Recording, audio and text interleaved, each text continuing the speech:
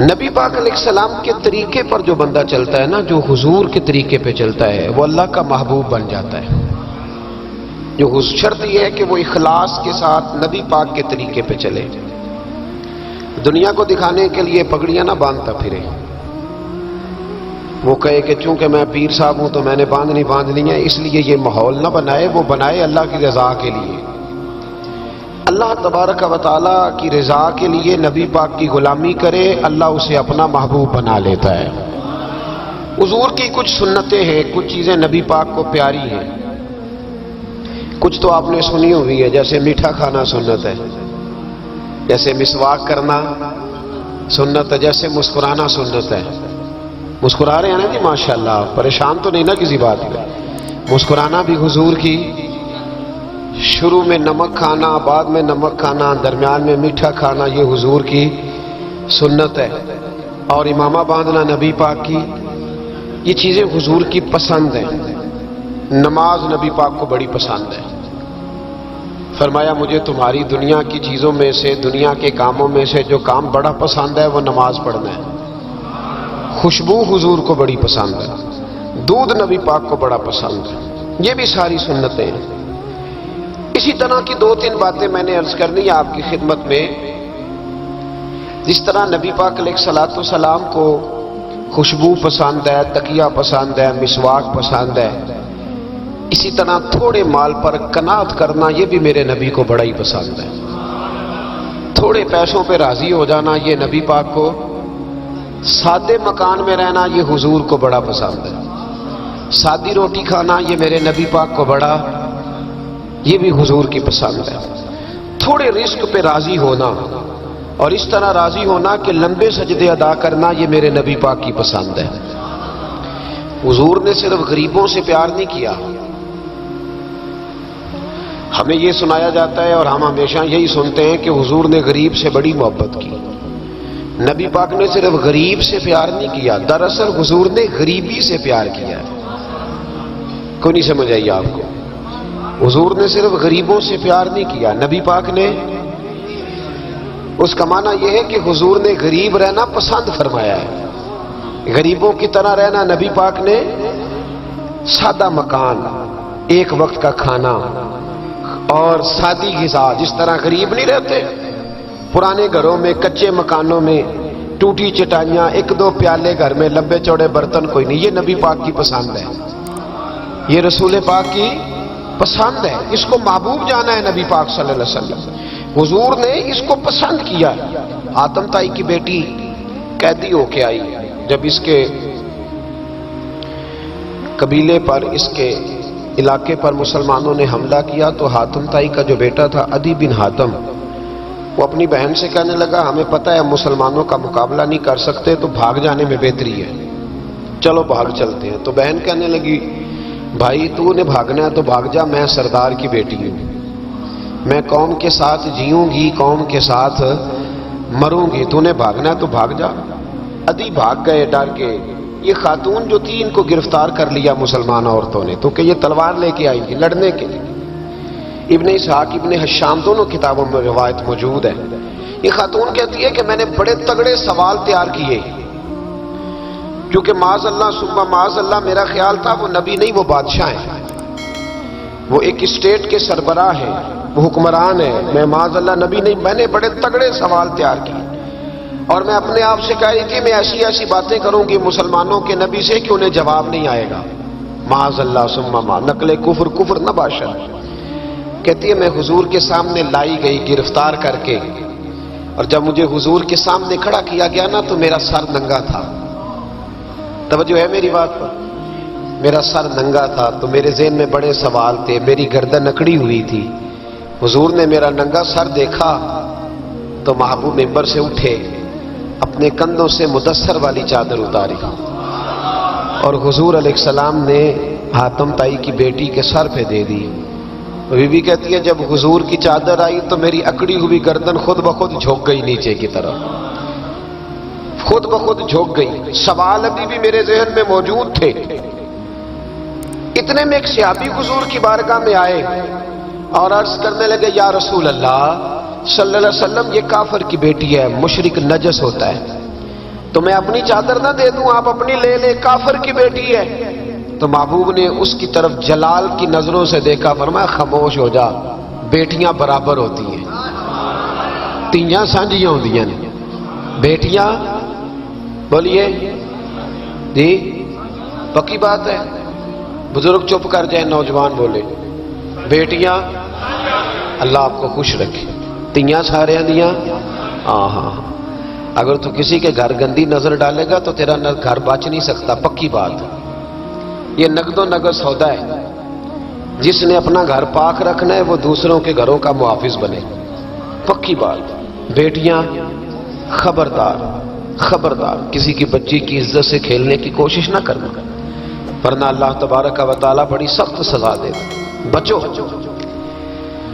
وہ کہتی ہے جب حضور نے کہا نا بیٹیاں برابر ہوتی ہیں تو میرے اندر سے ایک آواز نکلی، میں نے کہا او حاتم تائی کی بیٹی تو غلط تھی، یہ بادشاہ نہیں ہے تو اللہ کے سچے رسول ہیں، بادشاہ تو سخت سزائیں دیتے ہیں۔ کہتے ہیں حضور میرے قریب آئے اور آ کے کہنے لگے تو سردار کی بیٹی ہے، تیرے باپ میں اچھی خصلتیں پائی جاتی تھی، بتا تیرے ساتھ کیا معاملہ کروں، کیا معاملہ، یہ حضور کی پسند ہے، کیا معاملہ کروں؟ تو کہنے لگی میں چاہتی ہوں مجھے آزاد کر دے۔ کہتی مجھے امید نہیں تھی، حضور کہیں گے ٹھہر جا، بیٹھ جا، بات کرتے ہیں، مشاورت ہوتی ہے، پھر اس کے بعد کوئی فیصلہ ہوتا ہے۔ کہا آزاد کر دو، کہتی حضور نے میرے کہنے پر فوراً ہی اگلا جملہ ہی نہیں کہا، فرمایا جا تو آزاد ہے۔ کہتی ہے میں نے ایک جملہ اور کہا، میں نے کہا میں اکیلی نہیں جاؤں گی، سارا قافلہ آزاد کرو، اب تنگی داماں پہ نہ جا، اور بھی کچھ مانگ ہے آج وہ ماہل باتا، اور بھی کچھ مانگ۔ کہنے لگی اکیلی نہیں جاؤں گی، سارا قافلہ سارا قبیلہ آزاد ہو۔ حضور نے فرمایا تو پتہ نہیں کیا سوچ رہی ہے، تو جہاں آئی ہے وہاں سے خالی جاتا ہی کوئی نہیں، سارا قافلہ۔ حضور نے فرمایا بھی اس کے قبیلے کو کھانا وانا کھلاؤ اور سارے ہی آزاد کر دو۔ واپس گھر گئی تو اپنے باپ کو، اپنے بھائی کو بلایا، بلا کے کہنے لگی بھائی وہ بادشاہ نہیں وہ نبی ہیں، بادشاہ نہیں وہ، اب تو جن کو فقیر ہونا چاہیے تھا وہ بھی بادشاہ بن گئے۔ بادشاہ سلامت، بادشاہ سلامت۔ میں رات بورے والے میں تھا، بھائی مہربانی پیسے نہ لے کے آئیے گا، باپ اپنی اپنی جگہ پہ بیٹھے، یہ کام بالکل نہ کریں، اللہ آپ کو خوش رکھے، برکت دے۔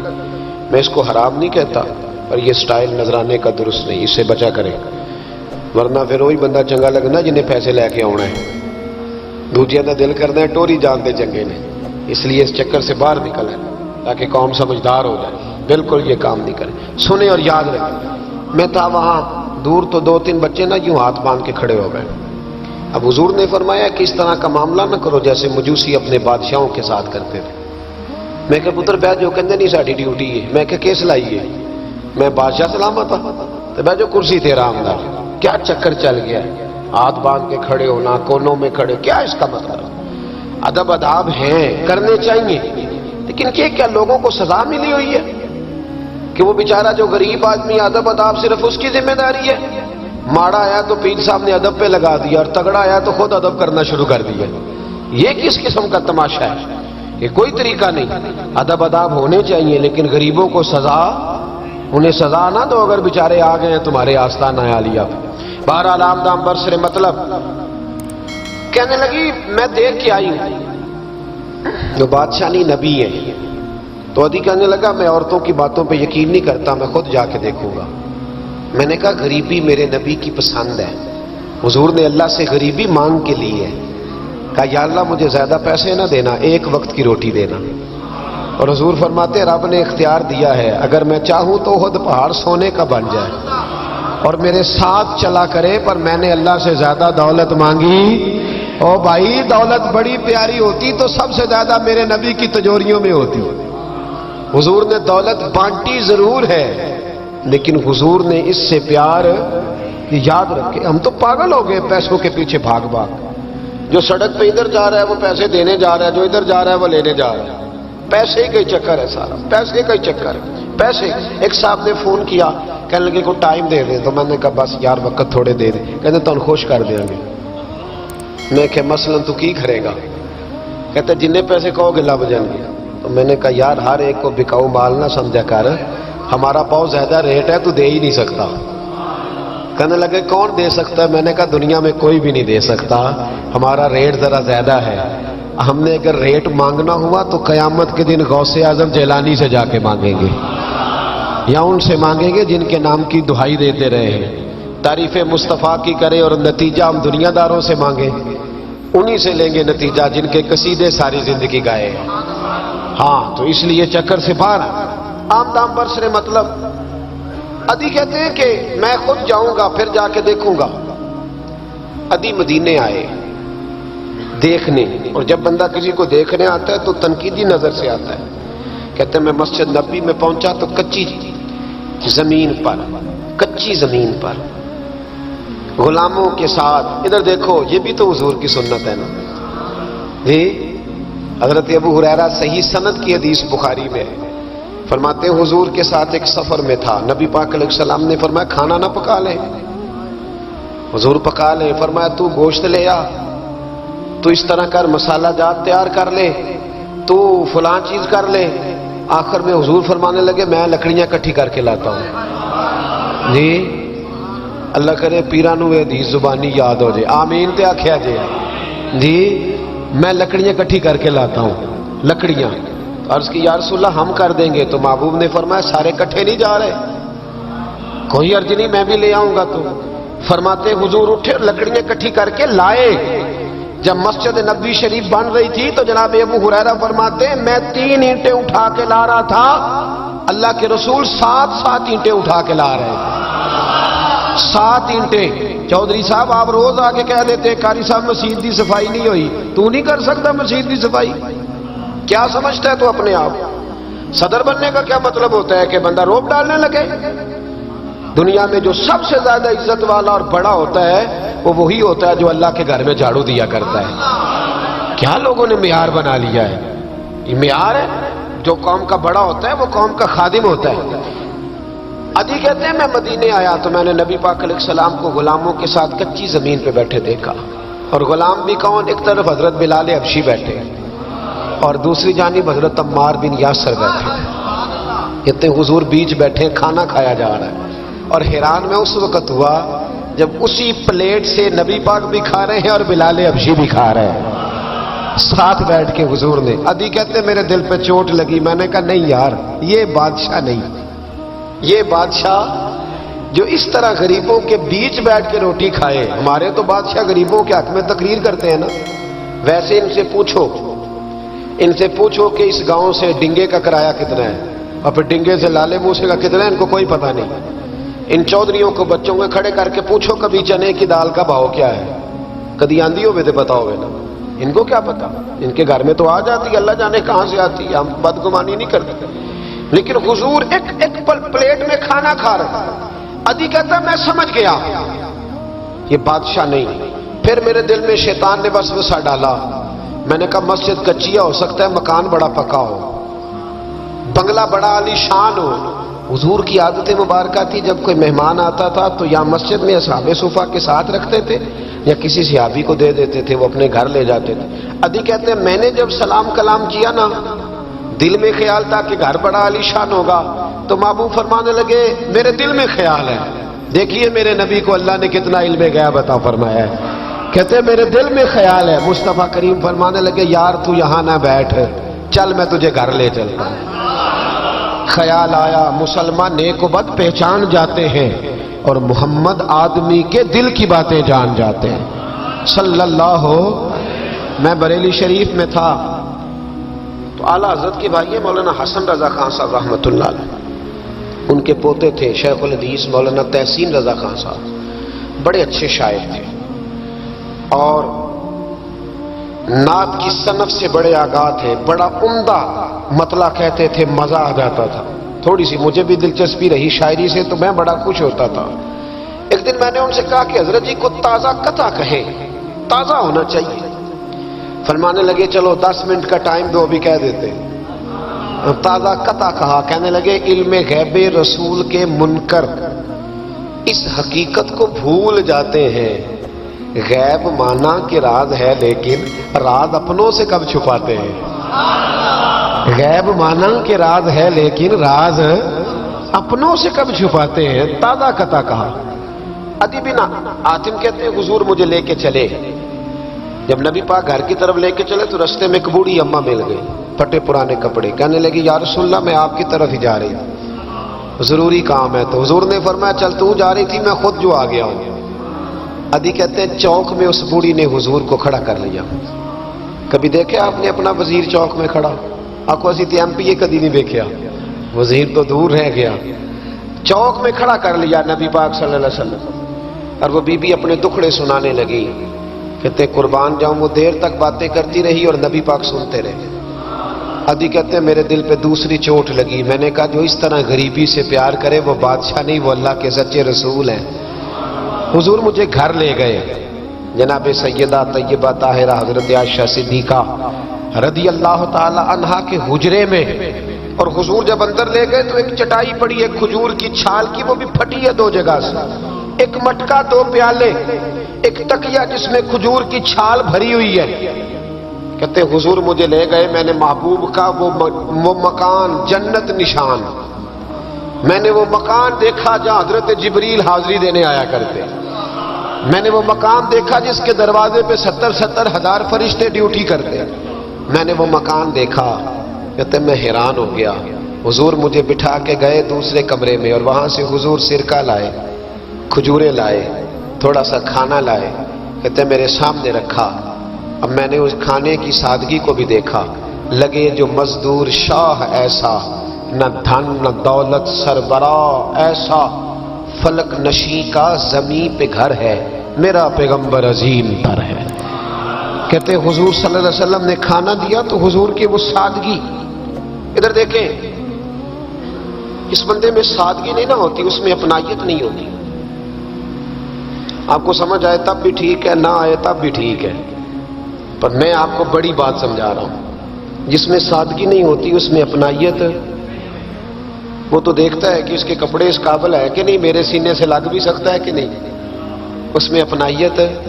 जो लोग सादे नहीं होते उनके ज्यादा रिश्ते नहीं होते, उनका लोगों से ज्यादा प्यार, इसलिए कि वो तो इंतजार करते हैं, कहते मेरे नाल दी जुत्ती पाएगा तो मेरे नाल टुरेगा। जो सादे होते ना, सादे जो लोग गरीब परवर होते, उनके रिश्ते बड़े प्यार, बड़ा मोहब्बतें बड़ी, जमाना उनसे बड़ा वाबस्ता हो जाता है, इसलिए कि वो लोगों के करीब आ जाता है। वो नीचे उतर कर लोगों से मिलते गिलते, वो ये नहीं देखते मेरा कद कितना बड़ा है, वो ये देखते हैं यार सामने वाले का प्यार मुझसे कितना है। वो नीचे उतर कर लोगों से कहते नबी पाक अलैहिस्सलाम ने बड़ा सादा सा मुझे खाना दिया। जब मैं खा चुका तो हुजूर फरमाने लगे सारा कुछ तो आपने देख लिया, क्या प्रोग्राम है, कब जाना है आपने? देख लिया सारा कुछ, अगला प्रोग्राम बनाए। तो अदी कहते मैं दूर बैठा था, मैं उठ के करीब आ गया। मैंने कहा महबूबा अब कहां जाना है, मुझे कलमा पढ़ाए, मैं मुसलमान होना चाहता हूं। ये गरीबी हुजूर की पसंद है, थोड़े पे गुजारा करना सीखो। पता है दुनिया में सबसे ज्यादा सुखी कौन बंदा है? वो बंदा सुखी है जिसे अल्लाह ने जो दिया है ना वो उस पर राजी हो गया है, वो बंदा बड़ा सुखी है। जो दाएं भी देखता है बाएं भी देखता है, किसी की कार देखता है, किसी की हैवी बाइक देखता है, वो टेंशन में रहता है। सुखी रहना चाहते हो तो जो अल्लाह ने दिया उसमें हुजूर की पसंद है। दूसरी बात, माफ करना मेरे नबी को बड़ा ही पसंद है। क्या करना? बोल के बताएं, बोल। नबी पाक को बड़ा। आप भी माफ कर देते हैं ना जी? हमारे यहां माफी नहीं होती, सुलह हो जाती है। चौधरी साहब प्रेशर पाया, सुलह कर लो, कहने चलो उन चौधरी दी किवें मोड़िए, सुलह कर लेने, फिर जो काबू आएगा वेखी जाएगी। तो ये माफी नहीं होती। ये क्या होता है? आप जब किसी को माफ करते हैं तो आपका कद ऊंचा होता है। एक पते की बात लिखी है मेरे आला हजरत ने, उसे पल्ले से बांध लो। आला हजरत फरमाते हैं बदला लेने वाला परेशान रहता है और माफ करने वाले को अल्लाह सुकून अता फरमा देता है। माफ करने वाले को अल्लाह, अगर सुकून चाहते हो तो माफ करना सीखो, दरगुजर करो। दरगुजर हुजूर की पसंद है। नबी पाक माफ करने को बड़ा पसंद करते हैं। लंबी चौड़ी बात दिल में बसा के रखना, बुग़्ज़ पालना, किसी के खिलाफ प्लानिंग करना, ये हुजूर को पसंद। नबी पाक एक जंग से वापस आ रहे थे, तलवार मुबारक हाथ में थी, तो एक जगह हुजूर का आराम करने को दिल चाहा। اللہ کے محبوب صلی اللہ علیہ وسلم نے اپنی تلوار درخت سے لٹکائی، حضور آرام کرنے لگے، باقی صحابہ دور دور آرام کر رہے تھے۔ غوث بن حارث نام کا ایک شخص تھا، بخاری میں موجود ہے، کافر تھا، اس نے حضور کو آرام کرتے دیکھا، حالانکہ نبی پاک فرماتے ہیں میری آنکھیں بند ہوتی ہیں، دل میرا جاگتا رہتا ہے۔ اس نے دیکھا حضور علیہ السلام کی تلوار لٹک رہی ہے تو آ کے تلوار اتاری، جب تلوار اتاری تو حضور کی آنکھ کھلی، کوئی بے چینی نہیں، اللہ کے حبیب اطمینان سے آرام کر رہے۔ کہنے لگا اے محمد ابن عبداللہ، سب کہیے صلی اللہ علیہ وسلم، اے محمد ابن عبداللہ صلی اللہ علیہ وسلم، اب آپ کو مجھ سے کون بچائے گا؟ کون بچائے گا؟ میرے محبوب کا توکل دیکھ کے، بھروسہ دیکھ کے، یقین دیکھ کے حضور اٹھ کے بیٹھ گئے، دستار مبارک کو سیدھا کیا، فرمانے لگے مجھے میرا رب بچائے گا، مجھے میرا رب بچائے گا۔ جب آپ کی زبان سے یہ لفظ نکلے تو وہ کانپنے لگ گیا، کافر کانپا، اس کے ہاتھوں سے تلوار گر گئی۔ اللہ کے محبوب نے اٹھ کے تلوار پکڑ لی، فرمانے لگے مجھے تو میرے رب نے بچا لیا ہے، اب تو بتا تجھے کون بچائے گا؟ مجھے میرے رب نے۔ اچھا اب یہ بتائیں آپ کہ ہمارے قابو بندہ آ جائے جو اس طرح حملہ کرنے آئے تو ہم کیا حال کرتے؟ بولے یہاں تو بعد میں پتہ چلتا ہے کہ بیچارہ چور نہیں تھا، لیکن لوگوں نے مار مار کے مار ڈالا، بعد میں پتہ لگتا ہے۔ غور کرنا، غور، ان روایتوں کو صرف سن کے نہ گزر جایا کرو، اس کا پس منظر سمجھیے۔ بندہ قتل کرنے آیا ہے، اب اس کی تلوار قابو آئی، حضور نے فرمایا تیرے ساتھ کیا کروں؟ مجھے تو اللہ نے بچا لیا۔ اس نے گردن جھکائی، مطلب یہ تھا کہ جو دل کرے کرے۔ تو محبوب علیہ السلام مسکرائے، فرمانے لگے جا میں نے تجھے معاف کیا، چلو انجی دعا کر لو، اسی چھوٹے بھرا نوں ہی معاف کرنا سکھ جائیے۔ چلو کوئی ساس سورا نو ہی معافی دے چڑے، کوئی نو ہی ساس سورے نو معاف کر چڑے، کہیں تو معافی ملے، کہیں تو جان چھوٹ جائے۔ کوئی کسی کو معاف کرے، خامد بیوی کو کر دے، چلو بیوی شاید بھی بڑی دکھی ہیں، اب تو ہر بیوی دکھی ہے اللہ ماشاءاللہ، وہی کہیں معافی دے دے۔ خدا را معاف کرنا سیکھو۔ اتنا بغض اندر بھرا ہے، سالوں بیت گئے، رشتہ دار ایک دوسرے سے مل نہیں رہے، معافی نہیں دے رہے۔ فرمایا جا تجھے معاف کیا۔ وہ شخص جانے لگا، اگلے لفظ قاضی ایاز مالکی نے شفا شریف میں لکھے، جب جانے لگا تو حضور نے آواز دی، واپس آیا، محبوب فرمانے لگے یار تو اتنی دور سے چل کے آیا ہے، میرا طریقہ نہیں مہمان کو خالی بھیجنے کا، لیکن اب یہاں سفر میں تجھے کیا دوں، تو اس طرح کر، یہ تلوار میری تحفے میں لے جا، کر کے دکھا نا تو بھی ایسے، تو حضور کی غلامی کا دعویٰ نہیں کرتا۔ یہاں تو پوری ملت کا نقصان ہو گیا، پر دیندار کہلانے والوں نے ایک دوسرے کو معاف نہیں کیا۔ یہاں تو نظریے اور جماعتیں داؤں پہ لگ گئی، لیکن دیندار کہلانے والے ایک دوسرے کو معاف نہ کر سکے۔ اللہ جانے وہ کیا ایسی باتیں تھیں جو رہ گئی سینوں میں، بستیاں اجڑ گئی پر ہم معاف نہ کر سکے، چند باتیں نہ دلوں سے نکال پائے، ایک نظریے کہ لوگ ایک جگہ اکٹھے بیٹھنے کے قابل نہ رہے، جا تلوار لے جا۔ وہ شخص کہتا ہے 2 منٹ میں تلوار لے کے آگے بڑھا، پر میرے اندر سے آواز آئی، اور یار جس کا اتنا بڑا حوصلہ ہو، جو اتنا معاف کرنا جانے، وہ بھی کبھی جھوٹا ہو سکتا ہے؟ تو میں تلوار لے کے قتل کرنے آیا تھا، تحفہ لے کے جا رہا تھا، واپس آیا، میں نے کہا محبوبہ ساری دنیا جھوٹ بولتی ہے، جو معاف کرنے کی ادا تیری ہے وہ بتاتی ہے کہ تو اللہ کا سچا رسول ہے۔ کلمہ پڑھ گئے وہ شخص، معافی نہیں کرتے، درگزر والا کھاتا ہی کوئی نہیں۔ ایک صاحب کہنے لگے جی باقی تو ساری باتیں اچھی ہیں، فلاں مولوی صاحب کی ایک عادت نہیں مجھے پسند، تو میں کہا چل ایک دی معافی بھی دے چھڑی دیے، ایک نہ پسند ہوئے تو ایک دی، لیکن تو 99 نہیں ویکھیاں، تو ایک ویکھ لی جڑی نا پسند سی، ایک دی تو چلو معافی ملنی چاہیے، انسان ہے۔ ویسے میرا تو خیال ہے کہ کوئی بندہ 55% ٹھیک ہو تو اس کی تعریف کرنی چاہیے۔ جی میں آپ کو صحیح بات ہوں، کتنے فیصد ہے بول کے بتائیں، اسی کتنے فیصد صحیح ہے؟ تو پھر کم از کم جو 55% صحیح ہے اسے تو صحیح مان لو، اپنا اگر حال 5% ہے تو جو 55% ٹھیک ہے اسے تو صحیح مان لو، چلو چھوڑو 45% بھی اگر غلط ہے تو پھر بھی زیادہ % تو ٹھیک ہی ہے نا، معاف کریں۔ حبار بن اسود، اس نے حضور کی بیٹی کو شہید کیا تھا۔ بیٹیاں بڑی پیاری ہوتی ہیں، یہ بیٹی جو ہوتی ہے نا یہ دل کا سکون ہوتی ہے، بڑی پیاری. اور بیٹیوں کا سکھ انسان کو جوان کرتا ہے، ان کا دکھ بندے کو بوڑھا کر دیتا ہے. حبار بن اسود نے نبی پاک کی بڑی شہزادی، حضور کی چاروں بیٹیوں نے دین کے لیے بڑی قربانیاں دی. ہمارا تو پراپوگنڈا ہے نا، جدھر دنیا چل گئی بہرحال اس میں کوئی شک نہیں کہ عظمت زیادہ سیدہ فاطمہ کی ہے، پیار زیادہ حضرت فاطمہ سے کیا گیا ہے. لیکن حضور کی بیٹیاں کتنی ہیں؟ بولے. ہمارے ہاں بس وہ نقیب بھی کہتا ہے اور میں پڑھن لگا حضرت فاطمہ دی منقبت، تو میں کہ پہلیاں تیناں بھی پڑھ ہاں پہلا. میں مولا علی کی منقبت پڑھنے لگا ہوں. حضرت علی کا بغض کفر ہے، نفاق ہے، ان کا پیار ایمان ہے، پر باقی تین کی بھی شان بیان کرنا وہ کوئی نہیں تو انہوں کسی نو بھی. ادھر کیوں نہیں جاتے؟ بیاں ہو کس زبان سے مرتبہ صدیق اکبر کا کہ محبوب خدا محبوب ہے صدیق اکبر کا. لٹایا راہ حق میں گھر کئی بار اس محبت سے کہ لٹ لٹ کر حسن گھر بن گیا صدیق اکبر کا. کیوں نہیں آتی؟ بڑی بیٹی تھی سیدہ زینب، بڑی شہزادی، مکے سے مدینے آ رہی تھی، گھوڑے پہ بیٹھی تھی، پیٹ میں بچہ تھا. حبار بن اسود نے گھوڑے کو کچھ چیز لگا دی، چبو دی، گھوڑا تیز دوڑا. میرے محبوب کی بڑی شہزادی گھوڑے سے گری، پیٹ میں بچہ تھا، تکلیف ہوئی، کتنے مہینے بیمار رہی، حمل بھی ضائع ہوا، اور سیدہ زینب وصال بھی کر گئی.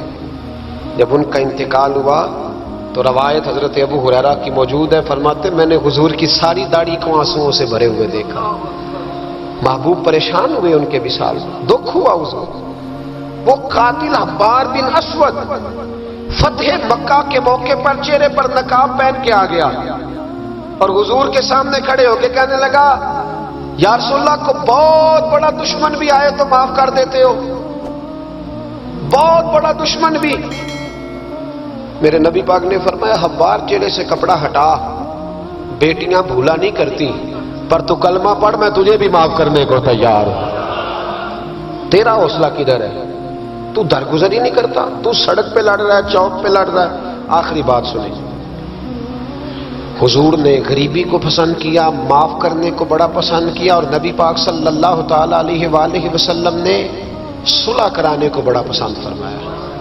کیا کرانے کو؟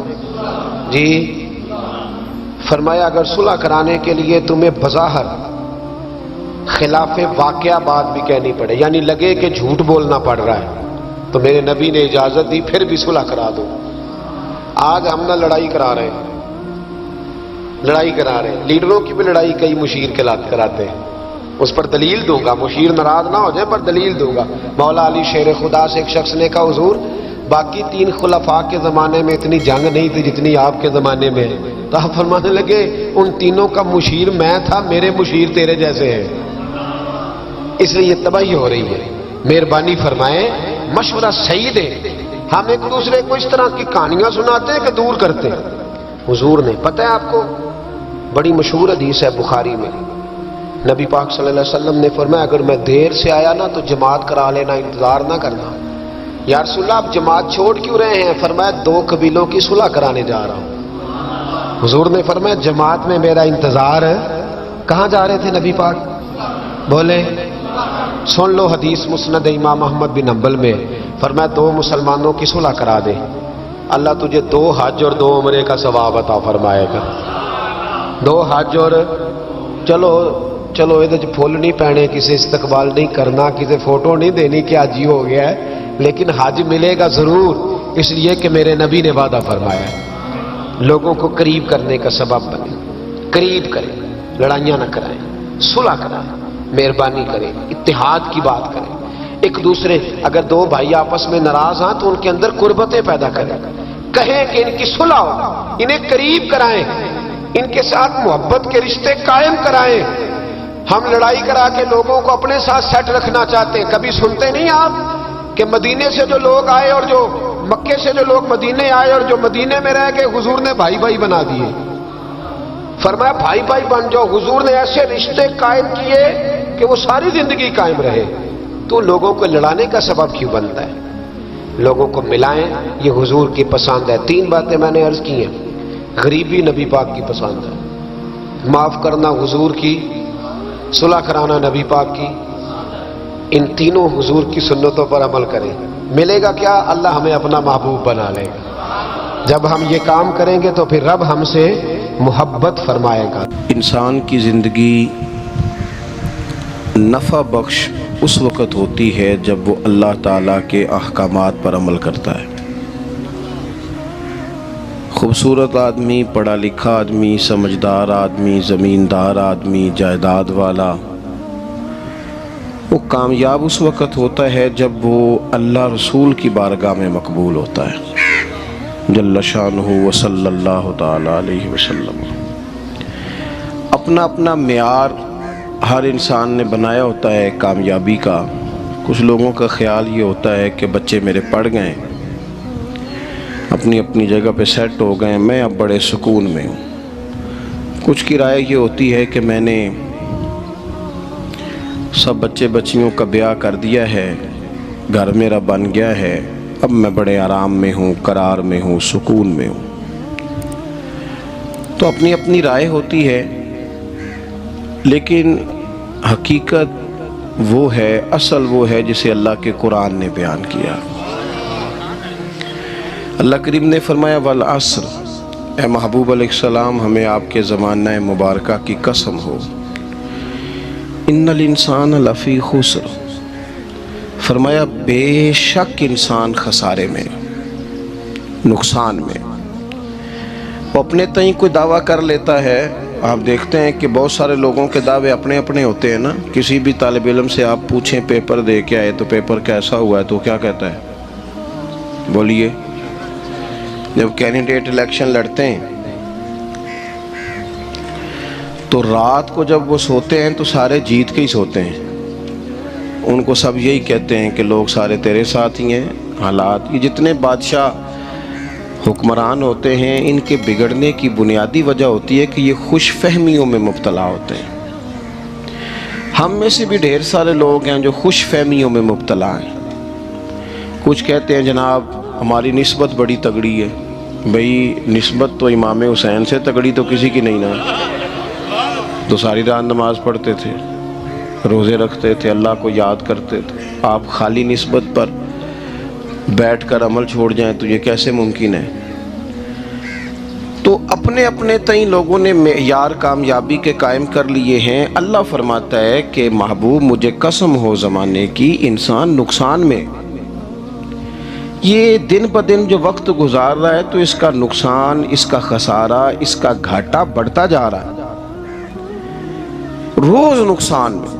کتنا کتنا عمر کا حصہ لوگوں نے ضائع کر دیا، کتنے کتنے بہترین لوگ تھے لیکن روزی روٹی کے پیچھے وقت سارا برباد ہو گیا۔ یہ رزق حلال کے لیے دوڑ دھوپ ہو وہ تو بڑی بات ہے، لیکن تکبر کے لیے اور خواہشات، بیجا خواہشات کی تکمیل کے لیے، ایک دوسرے سے آگے بڑھنے کے لیے بڑا وقت ضائع کیا لوگوں نے۔ اچھا کوئی بھی نہیں جیتا، خاندانوں میں بھی کوئی نہیں جیتا، برادریوں میں بھی کوئی نہیں جیتا، پر لڑائی ساری زندگی کی ہے کہ میں نے آگے گزرنا، میں نے آگے، حالانکہ کوئی کسی کو جیتنے دیتا ہی نہیں۔ تو اپنے اپنے تئیں لوگوں نے معیار قائم کیے کامیابی کے۔ اللہ فرماتے ہیں بے شک انسان نقصان میں ہے، لیکن جس میں 4 خوبیاں پائی جائیں، ادھر دیکھو میری طرف، جس میں 4 خوبیاں پائی جائیں، اللہ کا قرآن کہتا ہے وہ بندہ کامیاب ہو جاتا ہے۔ 4 خوبیاں اس کے اندر ہو۔ کون کون سی؟ الا الذین آمنوا، سب نقصان میں نہیں سوائے ان لوگوں کے جو ایمان لائے۔ سب سے پہلے کیا کرے؟ ایمان ہو اس کے پاس، مضبوط ایمان، وعملوا الصالحات، اور ایمان بھی لائے اور نیک کام بھی کرے، اور صرف نیک کام نہ کرے، وَتَوَاصَوْا بِالْحَقِّ، لوگوں کو حق بات کی نصیحت بھی کرے۔ اور ظاہر ہے سچ بولے گا، حق بولے گا تو بڑے لوگوں کے مفادات کو ٹھیس پہنچے گی، کچھ لوگوں کو تکلیف بھی ہوگی، تو اب جب تکلیف ہوگی تو پھر مصیبت بھی آئے گی۔ تو اگر حق بات کہنی ہے تو پھر کیا کرے؟ وَتَوَاصَوْا بِالصَّبْرِ، پر ایک دوسرے کو صبر کی بھی وصیت کرے۔ 4 چیزیں پائی جائیں، ایمان، اعمال صالحہ، حق کی نصیحت، اس رستے میں آنے والی تکلیف پر صبر۔ اگر یہ 4 چیزیں میسر آتی ہیں تو اللہ کا قرآن کہتا ہے بندہ کامیاب ہے۔ اور اگر یہ 4 چیزیں نہیں، تو پھر کوئی بندہ جتنا مرضی دعویٰ کرے، جتنا مرضی شور کرے، جتنا مرضی اعلان کرے، وہ کامیاب ہو سکتا؟ سب سے پہلے تو اپنا ایمان پکا کریں۔ یہ جو کچی پکی باتیں کرتے ہیں نا لوگ، بھائی مسلمان جو ہوتا ہے نا، مسلمان وہ لاوارث نہیں ہوتا، وہ وارث والا ہوتا ہے۔ اس کا رب ہر وقت اپنی رحمت سے اس کی حفاظت کرتا ہے۔ مسلمان ہر وقت نبی پاک علیہ السلام کے نگاہ کرم میں رہتا ہے۔ اسے کمزور باتیں نہیں کرنی چاہیے کہ میرے کو پیچھے چڑھ گیا تو پتہ نہیں کیا ہو جائے گا، برادری مخالف ہو گئی تو پتہ نہیں کیا ہو جائے گا، سچ بول دوں گا تو لوگ پتہ نہیں مجھے مار دیں گے۔ ایسا ہو نہیں سکتا۔ چھری حضرت ابراہیم چلائیں بھی نا تو حضرت اسماعیل کے حلق پہ چلنا اس نے تب بھی ہے جب اللہ حکم کرے گا، تو اللہ کی حکمت ہوگی۔ حکمت الہی ہوتی ہے تو کوئی کام ہوتا ہے، ورنہ ہوتا تو اپنی طبیعت میں مضبوط ایمان، توکل، اللہ پہ بھروسہ، مضبوطی افکار کی، کچی باتیں نہیں۔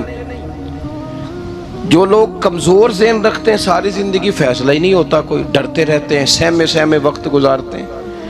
اپنے آپ کو فکری، یہ جو ایمان ہوتا ہے یہ بندے کو طاقتور کرتا ہے، بندہ مضبوط ہو جاتا ہے۔ مجھے بتائیے نا، جب ایمان پکا ہو کہ روزی دینے والا اللہ ہے تو پھر بندہ کسی مالدار آدمی کے پیچھے کبھی بھاگتا ہے، کبھی کسی بڑے آدمی سے ڈرتا ہے؟ جب اسے پتہ ہو کہ عزت اور ذلت اللہ کے دست قدرت میں ہے، پھر وہ سیاستیں، سازشیں یہ کام کرتا ہے۔ تو پہلے تو مضبوطی ایمان درکار ہے ہماری بچوں کے اندر، ہمارے مزاجوں کے اندر۔ جب تک وہ مضبوطی ایمان، حضرت مولا علی شیر خدا کرم اللہ تعالی وجہہ الکریم ایک دفعہ بڑے علیل ہو گئے، کمزوری آ جاتی ہے، بندہ بیمار ہو جاتا ہے۔ تو ہمارے ہاں بیمار لوگ بعض اوقات ایسا جملہ بولتے ہیں جو کفر کے زمرے میں چلا جاتا ہے۔ آپ پریشان ضرور ہیں، تکلیف میں ضرور ہیں، لیکن آپ بات وہی کریں گے جو شریعت اجازت دیتی ہے۔ حضرت علی شیر خدا شدید علیل تھے، ایک صحابی تیمارداری کرنے گئے تو حضرت مولا علی کا چہرہ دیکھ کے پریشان ہو گئے، کہنے لگے آپ تو بڑے سخت علیل ہیں، اللہ خیر کرے، اللہ تعالیٰ آپ کو صحت دے۔ تو حضرت علی کہنے لگے تو فکر نہ کر، مجھے اس بیماری سے کچھ بھی نہیں ہوگا۔ نے کہا کیوں؟ فرمانے لگے مجھے نبی پاک علیہ السلام نے فرمایا تھا علی اس وقت دنیا سے جاؤ گے جب داڑھی خون سے رنگین ہو جائے گی، تو اس کا مطلب ہے میں خنجر کے وار کے ساتھ شہید کیا جاؤں گا، میں بیماری سے دنیا میں نہیں جاؤں گا، میں یہ بیماری سے مجھے کچھ بھی نہیں ہوگا، اللہ مجھے شفا دے دے گا۔ چونکہ حضور نے فرمایا تے ساڈے نبی دی زبان ساڈے واسطے قرآن۔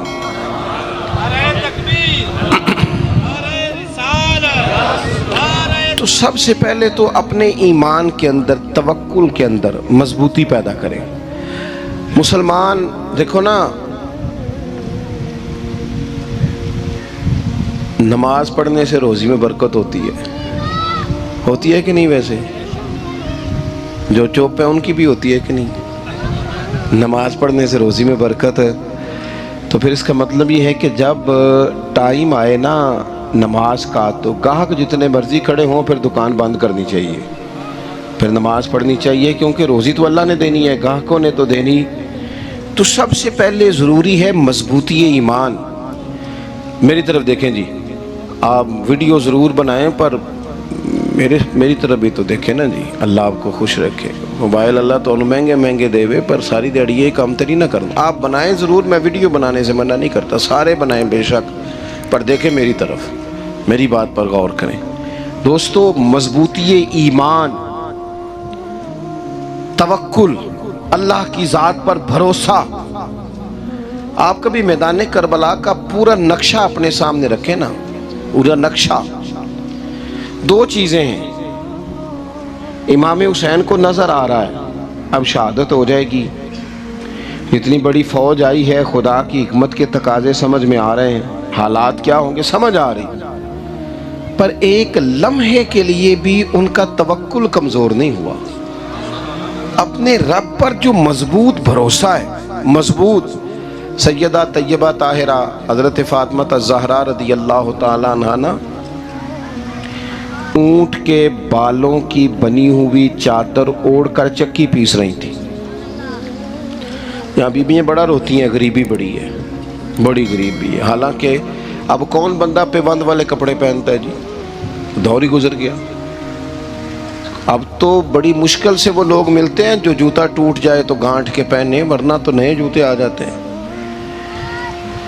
حضرت سیدہ پاک اونٹ کے بالوں کی بنی ہوئی چادر اوڑھ کے چکی پیس رہی تھی. نبی پاک صلی اللہ علیہ وسلم نے دیکھا، آنکھوں میں آنسو ضرور آئے، پر محبوب نے فرمایا فاطمہ دنیا میں تھوڑی سی تکلیف برداشت کرو، قیامت کی ساری عزتیں اللہ آپ کو ہی عطا فرمائے گا. تو توکل کی مضبوطی، اللہ کی ذات پر بھروسہ، اپنے رب کریم کے ساتھ امیدوں کا وابستہ کرنا، اس سے مضبوطی آئے. دوسرا فرمایا وَعَمِلُوا الصَّالِحَاتِ، بہترین عمل کیا جائے زندگی میں، نیک اعمال کیے جائیں، وقت ضائع نہ کیا جائے. ہر وقت کوئی نہ کوئی کام بندہ کرتا رہے. یہاں بہت سارے لوگ ہیں جن کو لوگ نیک کہنا شروع کر دیتے ہیں نا، وہ سمجھ لیتے ہیں شاید ہم سچی مچی نیک ہیں. لوگ جو کہتے ہیں حضرت صاحب قبلہ، پیر صاحب قبلہ، میں یہ طالب علموں کو، دوستوں کو، بلکہ اپنے آپ کو بھی کئی دفعہ کہتا رہتا ہوں، اپنے آپ کو سمجھاتا ہوں کہ یہ لوگ تجھے کہہ رہے ہیں حضرت صاحب، یہ تو رات کو تو اپنے آپ سے پوچھنا، اپنے رب سے پوچھ. کبھی موقع ملے تو اپنی گریبان میں جھانک، غور کر کے تیری کیفیت کیا ہے. تنہائی میں تیرا دل اللہ سے جڑتا ہے کہ نہیں؟ عبادت میں دل لگتا ہے کہ نہیں؟ خدا کا خوف دل میں رہتا ہے کہ نہیں؟ غریب کی محبت، عزیزوں قربت والوں کا احساس طبیعت میں موجود رہتا ہے کہ نہیں؟ ویسے تو میرا مطلب ہے، لوگ کہہ دیتے ہیں حاجی صاحب آپ بڑے سخی ہیں، تو اس سے تو نہیں نا بندے نے سخی ہونا. سخی تو تب ہونا ہے جب اللہ کی بارگاہ میں مقبول ہوگا. اعمال صالحہ، نیک کام، اور وہ کرتا رہے بندہ، کوئی بھی کام اسے نیکی کا مل جائے نا. دیکھو نبی پاک صلی اللہ تعالی علیہ وسلم نے فرمایا نیکی کو کبھی حقیر نہیں سمجھنا، کبھی حقارت سے نہیں نیکی کرنی کہ یہ بڑی چھوٹی ہے تو میں اس کو کروں. اب فرمایا کبھی حقیر نہ سمجھنا، نیکی کا کام جو بھی ملے کر دینا. فرمایا اگر بھائی سے مسکرا کے ملو گے بھی نا تو اس پر بھی اللہ تمہیں صدقے کا ثواب عطا کرے گا. ہم تو اس دین سے کے ماننے والے ہیں جو کہتے ہیں تو گلی سے روڑا اٹھا دے، کانٹا اٹھا دے، کسی کی تکلیف دور کر دے، کسی اس پر گنجائش کر دے، کسی کے لیے آسانی کر دے. جو بھی خیر کا کام میسر آئے پورے دن میں اسے چھوڑے نہیں. صبح گھر سے نکلیں، وہ ایک صحابی تھے، غالباً تابعی تھے، تو بازار جاتے اپنے غلام کے ساتھ تو سارا بازار گھوم کے واپس آ گئے. خادم نے کہا جناب کو نہ کوئی خریدا نہ کچھ بیچا. تو آپ سارا بازار گھوم کے آ گئے. فرمانے لگے تیرا کیا خیال ہے؟ میں نے کچھ بھی نہیں کیا.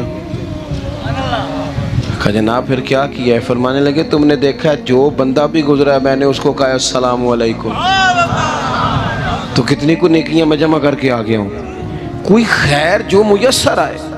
ہم سمجھتے ہیں کہ شاید کوئی کروڑ کو روپیہ ہوگا تو پوری مسجد بناؤں گا تو پھر میں نے نیکی کر دی. شاید جناب میں، حالانکہ یہ چھوٹے چھوٹے کام ہیں نا، چھوٹے چھوٹے کام، ان کی تو زیادہ ضرورت ہوتی ہے، ان کی تو زیادہ حاجت ہوتی ہے. کوئی آپ رستے میں گزر رہے ہیں تو نیچے کوئی کھڈا بنا ہوا ہے تو اس پر ہم کیا کرتے ہیں؟ گاڑی میں بیٹھ کے تبصرہ کرتے ہیں اے روڈ کھورے کدوں بننا ہے. بھئی یہ کھڈا ہے نا تو آپ نیچے اترے نا، تو آپ دھابڑا لیں نا، کئی پکڑے نا، یہ تو 5 منٹ کا کام ہے، یہاں آسانی کر دیں نا، آپ اس میں گنجائش کر دیں. حضور سید عالم علیہ السلام نے فرمایا، امام راضی نے حدیث لکھی ہے، قیامت کے دن ایک بندے کو اللہ معاف کرے گا تو مالک وہ بندہ عرض کرے گا یا اللہ میں تو بڑا گناہگار ہوں، کس وجہ سے معافی ہوئی؟ فرمایا رات کے وقت تو گزر رہا تھا، تیرے پیر سے روڑا ٹکرایا تھا، تو نے اٹھایا ادھر ادھر دیکھ کے کہ کوئی اللہ کے کسی بندے کو تکلیف نہ ہو جائے. کہ مالک کو وہ تو میں نے زمانہ بیت گیا، کوئی اتنی بڑی بات بھی نہیں سمجھی. تو رب کریم نے فرمایا تو رات کے اندھیروں میں بھی میرے بندوں کا خیال رکھتا تھا تو میں تیرا خیال نہ کروں؟ کوئی عمل ہمارے ہاں لوگ کوئی کام نہیں کرتے، بالکل نہیں، کوئی کام نہیں. نہ بڑے نہ چھوٹے نہ سمجھدار نہ ان پڑھ، کچھ بھی نہیں. نشستن گفتن برخاستن، بیٹھو راج کے گپے مارو، تبصرے کرو فلانا کچھ نہیں کر رہا، فلانا کچھ نہیں کر رہا، اس کے بعد اٹھ کے چلے جاؤ. کچھ کریں. وعملوا الصالحات، نیکیاں جمع کریں زندگی میں، خزانہ بنائیں، خزانہ. اپنی ڈیوٹیاں اپنی ذمہ داریاں پوری کریں. ہر وقت کام، ہر وقت ذمہ داری، ہر وقت ڈیوٹی. دیکھیں نا امام حسن اور حسین، ان کی آپ کبھی زندگی کا مطالعہ کریں. فرض نماز کے علاوہ 100 رکعت نماز نفل روز پڑھنی ہے. پتہ کرنا ہے غریب کہاں کہاں ہیں، ان کا خیال رکھنا ہے. اور نیرے پیسے نہیں دینے. ہمارے لوگ غریبوں کو پیسے ضرور دیتے ہیں، عزت نہیں دیتے. ان کو 4 پیسے کی مدد ضرور کر دیتے ہیں، پر عزت نفس کا خیال نہیں رکھتے. امام زین العابدین رضی اللہ تعالیٰ عنہ فرماتے ہیں، گزر رہے تھے، آپ دیکھیں نا امام غزالی حدیث لائے ہیں کہ بندہ اور کچھ نہ کرے، کسی مومن کا دل راضی کر دے تو اللہ 60 سال کی نفلی عبادت کا ثواب عطا کرتا ہے. دل بدستاور کے حج اکبر است، از ہزارہ کعبہ یک دل بہتر است. کسی کا دل خوش کر دینا، اس کو راحت دے دینا، اس کو قرار دے دینا، اس کے لیے کوئی ایسا سامان کر دینا کہ بندہ مطمئن ہو جائے، سکون ہو جائے. یہ ہمارے ہاں جو لوگ ہوتے ہیں نا سرکاری ملازمین، ڈیوٹیوں والے، ان کی طبیعتوں میں تلخی ہوتی ہے. یہ اگر صرف پیار کرنے لگ جائے نا، سے وابستہ لوگ میرے احباب میں سے ہیں، تو میں ان سے کہتا ہوں کہ شفا تو اللہ نے دینی ہے، چلو تم دعائی تو آج کے دیا کرو نا. تم آنے والے کی بات تو توجہ سے سنو. وہ بیچارہ اپنی بات، ہمارے ایک بزرگ تھے تو تعویذ لکھا کرتے تھے، بڑے عالم تھے. مجھے کچھ تھوڑی سی نا میرے دل میں ان کے بارے میں خفگی رہتی تھی کہ آپ اتنے بڑے عالم ہیں، آپ کتاب لکھیں، آپ تعویذ لکھ رہے ہیں، اور پھر لوگوں نے کمائی کرنی ہوتی ہے، آپ تو مفت دیتے ہیں سارا کچھ. اتنی لمبی ڈیوٹی، سارا دن بیٹھے رہتے ہیں آپ اور لکھتے تعویذ ہیں، پڑھائیں آپ. میں نے ایک دن ان سے گزارش کی، میں نے کہا شیخ آپ بڑے آدمی ہیں، جن لوگوں کو اللہ نے رسوخ فی العلم عطا فرمایا ہوتا ہے ان میں سے آپ ہیں. اللہ نے آپ کو پختگی دی ہے، علم میں شعوری عالم میں آپ، سارا دن تعویذ. فرمانے لگے یار میں تعویذ نہیں لکھتا. اصل مسئلہ یہ ہے کہ جو تعویذ لینے آتا ہے وہ اپنا سارا دکھ سناتا ہے. تو میں تعویذ نہیں لکھتا، میں نہ بس لوگوں کے کلیجے ٹھنڈے کرتا ہوں. میں کسی کا، اب تو بچوں کے پاس ٹائم ہی نہیں، وہ تو ابا کا دکھ نہیں سنتے، بالکل نہیں. وہ تو ڈھونڈتے ہیں کوئی کونا ملے تو جا کے موبائل دیکھے، تو بیٹھتے ہی نہیں. اماں کہہ رہی ہوتی ہے کہ پتر کو 10 منٹ میرے پاس بھی بیٹھا کر، لیکن پتر مصروف بڑا ہے، ویڈیو چڑھانی ہے اس نے، ٹک ٹاک بنانا ہے اس نے نئی تصویر چڑھانی ہے. ہم الجھ گئے. یہ چیزیں انسان کو نفسیاتی طور پر کمزور کر دیتی ہیں. جو لوگ زیادہ یہ کام کرتے ہیں ان کے حافظے کمزور ہو جاتے ہیں، وہ الجھ جاتے ہیں، انہیں پتہ نہیں ہوتا رات میں نے کیا کہا تھا، صبح میں کیا کہہ رہا. ہر وقت نہیں، ضرورت کے وقت، ہر ٹائم نہیں، مخصوص اوقات میں.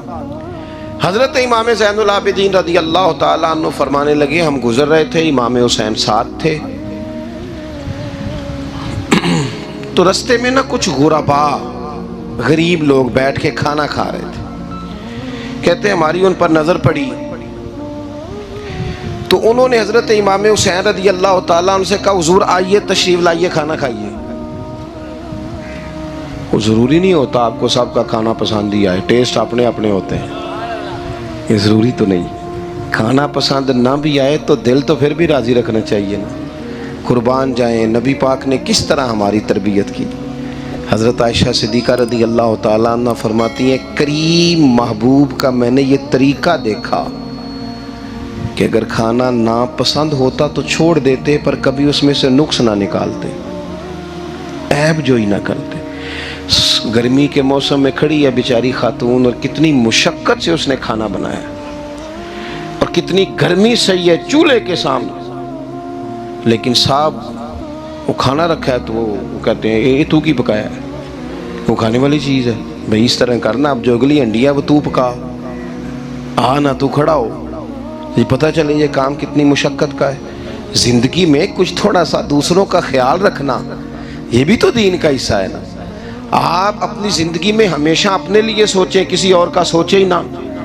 تو میرے عزیز یاد رکھیں گے آپ، امام زین العابدین کہتے ہیں نبی پاک صلی اللہ تعالیٰ علیہ وآلہ وسلم نے نا حضرت امام علی مقام کی، امام حسن اور حسین کی اس طرح سے کچھ تربیت فرمائی تھی کہ غریب پروری ان کے اندر رچ بس گئی تھی، مزاج بن گیا تھا۔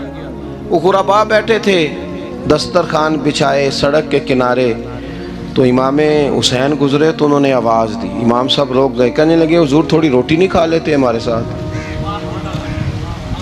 تو امام صاحب آ گئے، نیچے بیٹھ گئے غریبوں کے ساتھ۔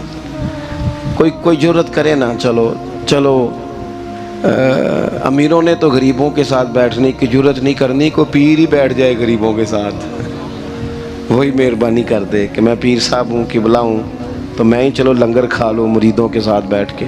ہماری تو محفلوں میں بھی نا جی، نعت خانوں کا، مولویوں کا، دوسروں کا کھانا اور ہوتا ہے، اور غریب آدمی کو شاپر میں چاول ڈال کے دیتے ہیں، ساتھ اسے کہتے ہیں یہ لنگر شریف ہے۔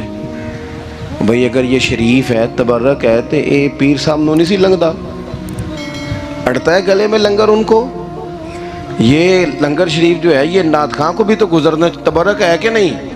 ہاں نہ تو کرو نا، تو جیڑی زیادہ تبرک والی شیف ہے وہ پیران نو بھی تو کھانی چاہیے نا، نعت خاں کو بھی، اس کے لیے لہدہ سے مرغ مسلم اعلیٰ کھانے۔ میں اکثر دوستوں سے کہتا ہوں چلو میلاد شریف پہ ہی صحیح سب کے لیے اچھا کھانا پکاؤ، چلو جس غریبوں کے بچوں کو بیچاروں کو سارا سال وہ بوٹیوں کے لیے لڑتے ہیں، تم میلاد پہ اچھی روٹی پکا دو، تو بچہ جب کھائے گا نا بہت ساریاں بوٹیاں اور چاول، اور اپنے ابا سے پوچھے گا کہ ابا جی آج کی گل ہے، بڑا گوشت پہ لبد ہے، تو ہو سکتا ہے غریب باپ روئی پڑے اور اسے کہے پتر تو آج راج راج کے کھاج ساڑھے نبی پاک دا میلاد شریف ہے۔ تو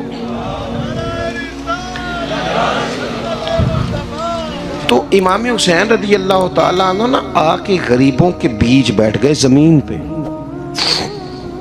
انہوں نے کہا کھائیے، تو وہ جس طرح وہ کھا رہے تھے نا سادے برتنوں میں سادے، امام حسین کھانا کھانے لگ گئے۔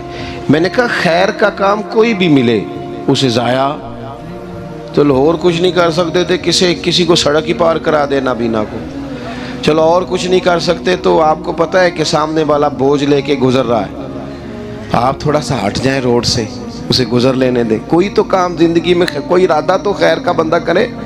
امام حسین بیٹھ گئے، ان کے ساتھ روٹی کھائی، تھوڑی دیر کے بعد اجازت لی، فرمایا جاؤں؟ کہنے لگے حضور اور کھائیے، فرمانے لگے میں تو ابھی روٹی کھا کے آیا تھا اور آج تک ایسا نہیں ہوا کہ دوبارہ کھانا کھاؤں، ایک لقمے کی بھوک نہیں تھی، جتنا بھی کھایا ہے نا یہ تمہارا دل خوش کرنے کے لیے کھایا ہے۔ غربا مساکین کی وعامل الصالحات، ایماندار بندہ ایمانداروں جیسے کام کرتا ہی اچھا لگتا ہے۔ 25 حج کیا امام حسن اور حسین نے مدینے سے مکے پیدل جا کے، کتنے بولیے؟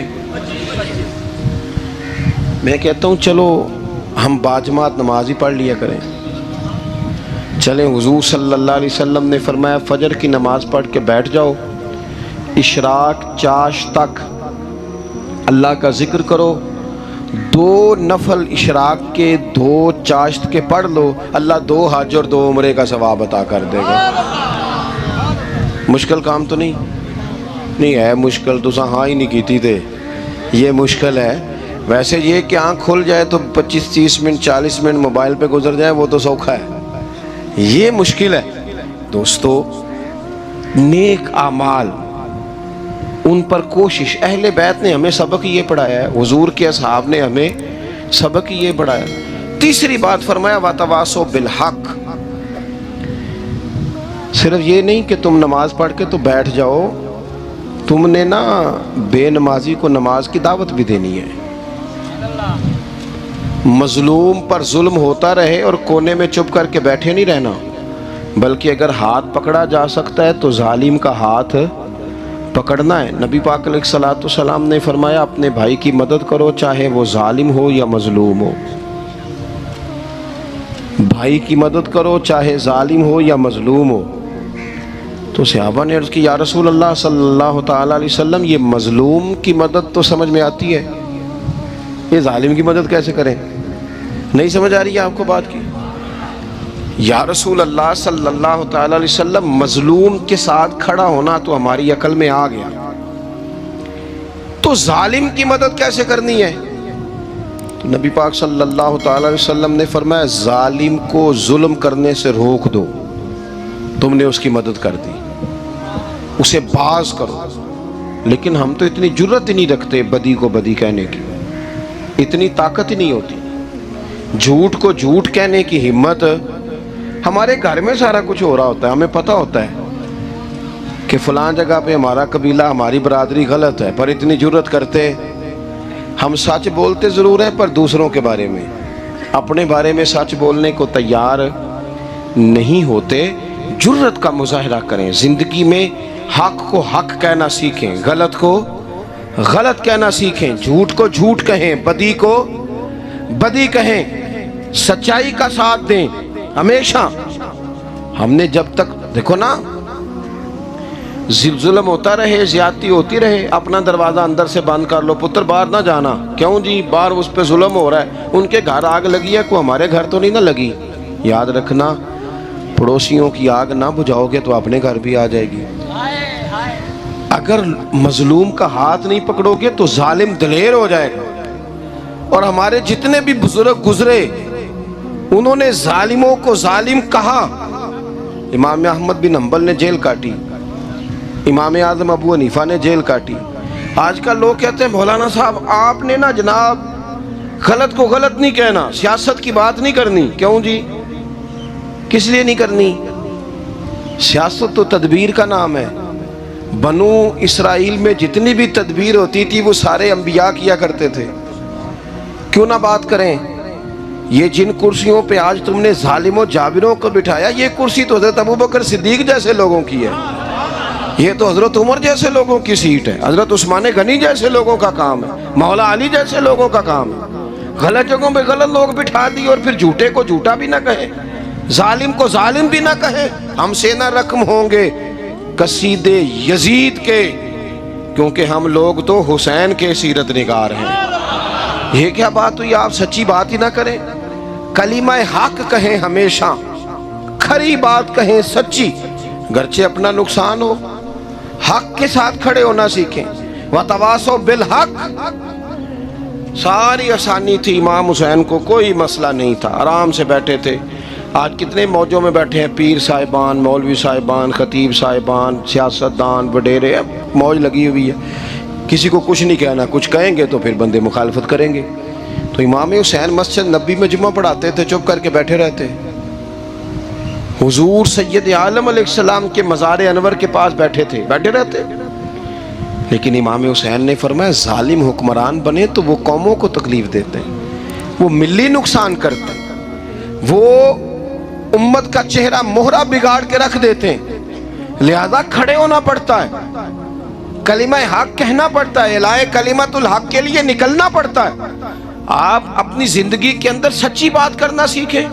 الیکشن کے دن آ گئے، میرے ایک بڑے محبت والے ساتھی تھے، وہ آ گئے ووٹ کے لیے۔ ویسے بھی یہ جو بیماری ہمارے ملک میں نا جی، ہمارے ہاں حکمران بعض اوقات کہتے ہیں اوے ہو جی جمہوریت بڑی ضروری ہے۔ وہ بھی کس مصیبت کا نام ہے جمہوریت؟ اقبال تو کہتے ہیں کہ یہ وہ چیز ہے کہ جس میں پتہ ہی کوئی نہیں ہوتا پڑھے لکھے ان پڑھ کا، چھوٹے اور بڑے کا، سیانے اور بیوقوف کا۔ جمہوریت وہ طرز حکومت ہے کہ جس میں بندوں کو گنا کرتے ہیں تولا نہیں کرتے رہتے ہو ہر وقت۔ قوم کو اس کا حق ملنا چاہیے، غریب کی مدد ہونی چاہیے، انصاف ملنا چاہیے۔ باقی یہ تمہاری کہانیاں ہیں ڈکٹیٹرشپ اور جمہوریت، اور ہمیں تمہاری سمجھ بھی نہیں آتی۔ ہر ڈکٹیٹر کے ساتھ ہوتے ہو، باتیں جمہوریت کی کرتے ہو، جہاں تمہارا دل کرتا کھڑے رہتے ہو۔ ہمیں تو کوئی اس سے غرض نہیں، کام ہونا چاہیے۔ بلکہ جو لوگ قوت نافذہ رکھتے ہیں انہیں سمجھنا چاہیے کہ ملک کی بھاگ دوڑ ہمیشہ مضبوط ہاتھوں میں رہے، اور وہ اس طرح کا نظام وضع کریں، مل بیٹھیں سارے ادارے کہ غریب کی سنی جائے۔ وہ مجھے بڑی اچھی طرح یاد ہے جب وہ ایک حکومت ختم ہوئی اور جو ایک فوجی رہ کے گئے تھے 11 سال، ان کی حکومت آئی تو میں باہر نکلا تو ایک بزرگ تھے، وہ صبح صبح ناشتہ بیچا کرتے تھے ہمارے علاقے میں، چاول اور چنے بنے۔ تو میں نے ان سے کہا بزرگوں پتہ لگا کہ رات دی حکومت بدل گئی ہے. تو فرمان لگے پتر جیڑا مرضی بھی آ جائے میں تو چول بیچ کے روٹی کھانی ہے, ہمیں تو ان سے غرض ہی نہیں. اللہ جانے کون آیا کون گیا, تو کھیل تماشا بنایا ہوا ہے. تو جھوٹے کو جھوٹا کہیں. میرے ایک دوست ہیں الیکشن لڑتے ہیں, مجھے ایک دفعہ آ کے کہنے لگے آپ نے کبھی ووٹ نہیں ڈالا, اس دفعہ ضرور ڈالے. میں نے کہا نہیں ڈالتا میں. کہنے لگے ووٹ قوم کی امانت ہے. تو میں نے کہا امانت کسی بے ایمان کو دے دوں؟ امانت تو امانت دار کو دی جاتی. نہیں سمجھے آپ بات؟ یہ سارے کہتے ہیں نا ووٹ قوم کی, تو امانت کس کو دینی چاہیے؟ صحیح بتاؤ. چلو ہوں تسی بولنا نہیں, بس دل وچ گل رکھنی. دل وچ دیندے ویسے امانت دارا نہیں ہو نا. نہیں میں نے کہا بولنا نہیں, ایویں کسی نے پتہ نہ لگ جائے. دیتے ویسے امانت داروں کو ہی ہو نا. یہ اپنے دل سے پوچھو, فیصلہ لو, اللہ سے ڈرو. ظالم کا مددگار ظالم ہوتا ہے, ظالموں کا مددگار ظالم ہوتا ہے. وہ تیرے میرے ووٹ پر جیت کر جب ظلم کرے گا تو پھر کون ہے جو یہ دعویٰ کرے گا کہ جناب میں ظالم کا مددگار نہیں؟ سوچو سمجھو غور کرو. عزیز بھائی, امام حسین رضی اللہ تعالیٰ عنہ نے فرمایا سچ کو سچ کہیں گے, جھوٹ کو جھوٹ کہیں گے. یہ نہیں ہو سکتا کہ جناب ظلم ہوتا رہے اور چپ رہے. اور یہ سبق کہاں سے پڑھا انہوں نے؟ مولا علی شیر خدا سے.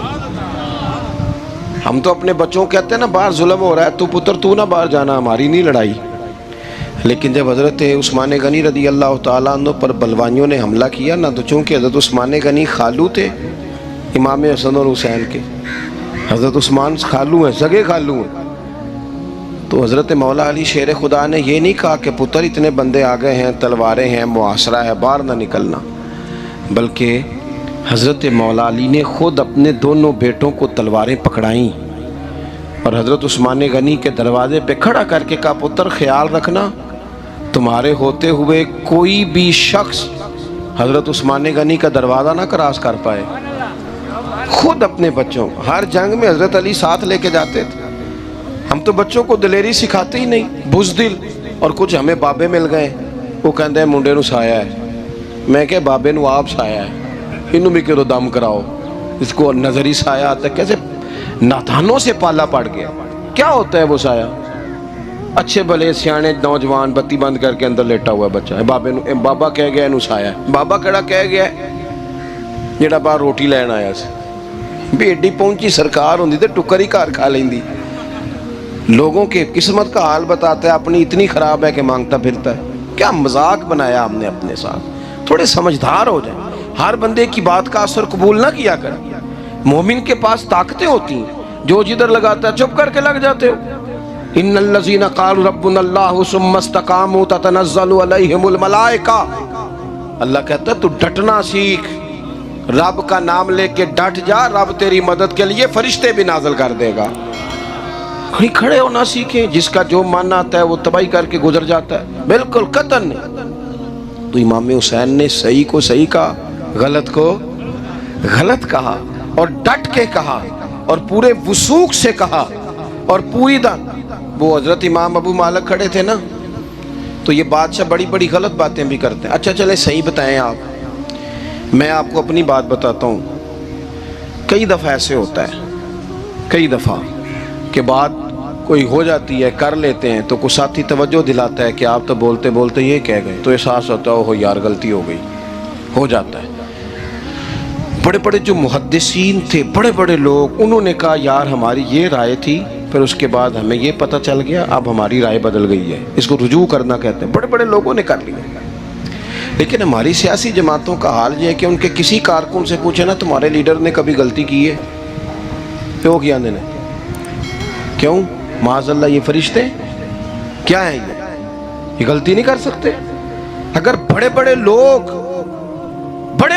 کہتے ہیں یار یہاں ہم بھول گئے تھے, حتیٰ کہ صحابہ کرام علیہم رضوان اپنی رائے سے رجوع کرتے, یہاں کیا حال ہو گیا, کس چکر میں ہم پڑ گئے. جماعتوں کو بت نہ بناؤ, وہ جماعتیں رہنے دو, اگرچہ بت ہیں جماعت کی آستینوں میں, پر مجھے حکم ازاں لا الہ الا اللہ. تو سچ کو سچ, جھوٹ کو جھوٹ. حضرت امام ابو مالک کھڑے تھے تو ہارون رشید بادشاہ تھا.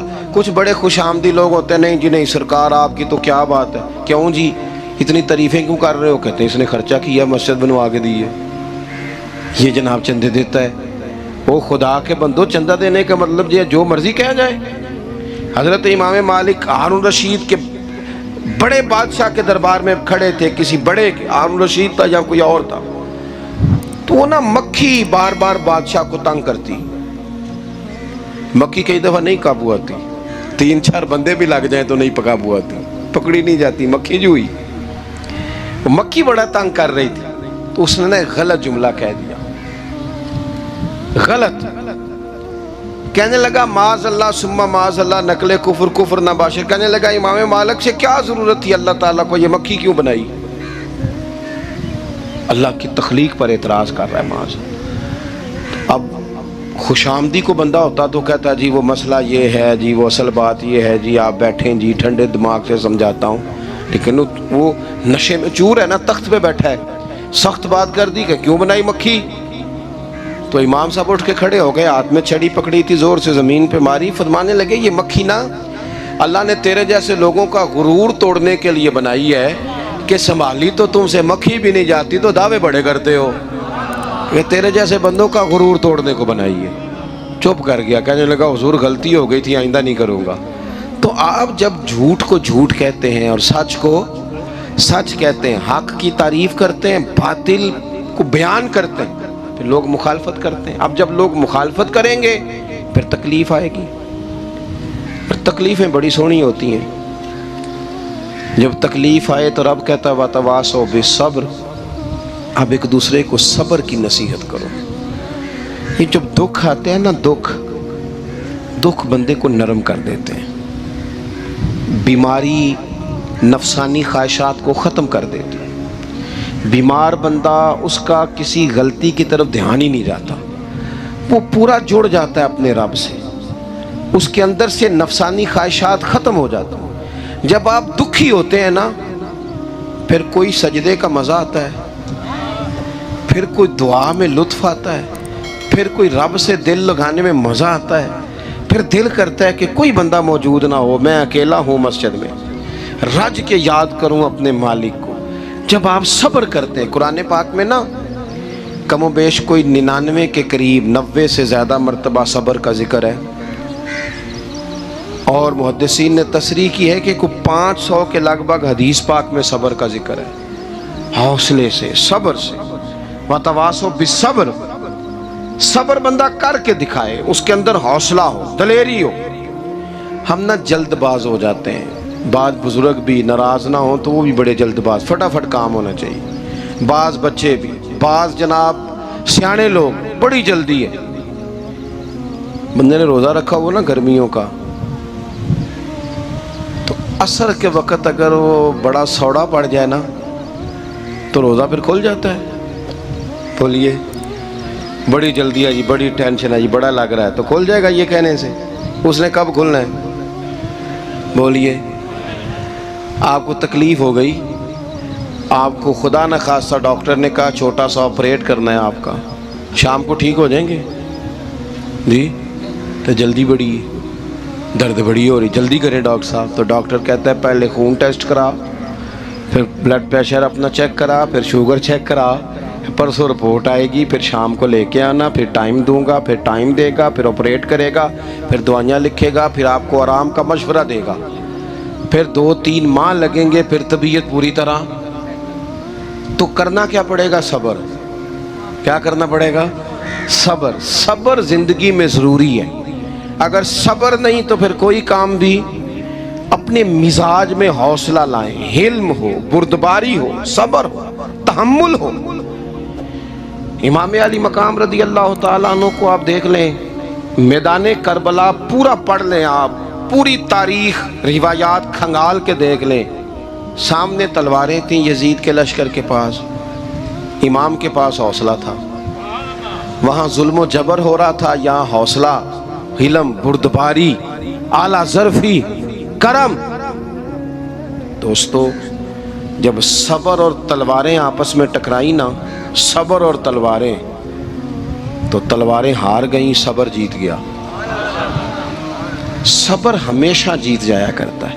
بعض اوقات تھوڑا ٹائم لگ جاتا ہے, تھوڑا سا وقت کچھ چیزوں کی لوگوں کو فوراً سمجھ نہیں آتی، ٹائم گزرنے کے وہ کافی دیر کے بعد احساس ہوتا ہو وہ تو ٹھیک تھا احساس. لیکن آپ زندگی میں تھوڑا تحمل، تھوڑی بردباری. آپ یقین کریں ہم جب لڑائیاں کرتے ہیں نا، کسی سے بحث کرتے ہیں، کچھ ایسی باتیں کر جاتے ہیں کہ بعد میں ہمیں احساس ہوتا ہے یار زیادہ سخت بات ہو گئی. مانتے نہیں لیکن بعضوں کا خیال ہوتا ہے یار اوہو یہ نہیں کہنا چاہیے تھا. لیکن وہ بات غصے میں نکل جاتی ہے، صبر ہوتا نہیں، پھر وہ خرابی ہوتی ہے. اپنی زندگی میں صبر.